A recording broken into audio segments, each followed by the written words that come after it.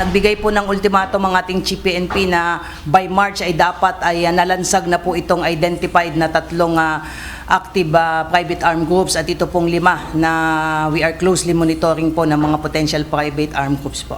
Desidido ang Philippine National Police na wakasan ang private armed group sa bansa bago ang midterm election sa Mayo. Sa katunayan, nagbigay ng ultimatum si PNP Chief Police General Romel Francisco Marbil sa mga ground commander o provincial offices na mayroong active at potential PAGs sa kanilang nasasakupan.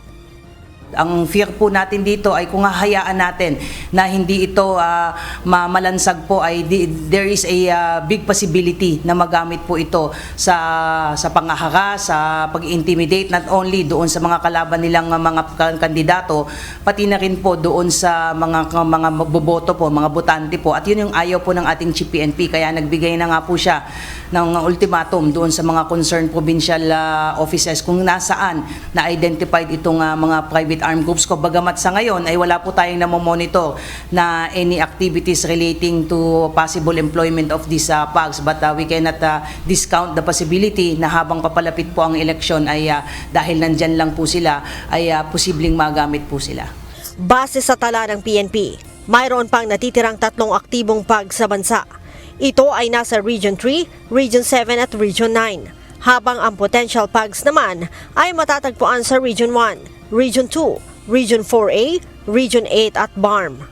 Isa po sa risk factors po na na-identify po natin is yung possible employment po ng PAG. So, kaya po natin na na-identify itong mga election areas of concern is precisely for deployment purposes po, para po yung mga lugar na napasa ilalim po sa yellow, orange, lalong-lalo na po yung red ay madagdagan po natin ito ng deployment. Hindi na lamang po yung mga territorial police units, kundi yung mga specialized units po natin like yung mga maneuver forces po natin at pati na rin po yung special action force. At syempre po nandiyan po yung ating military counterparts na tuwing sumasapit po yung mga election na exercises po natin, pati na rin sa mga major events ay nagkukumit po ng kanilang resources including po ng personnel as well as yung Philippine Coast Guard po.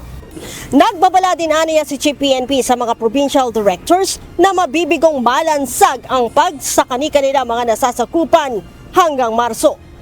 This may be a ground for the relief. That is the instruction of the Chief PNP. Ang private armed groups o PAGs ay karaniwang nagagamit ng mga tiwaling politiko para mangharas ng mga kalabang kandidato at supporters ng mga ito tuwing sasapit ang halalan. Leia Ilagan, UNTV, News and Rescue. Diyos ang aming sandigan, serbisyo publiko ang aming pinahahalagahan.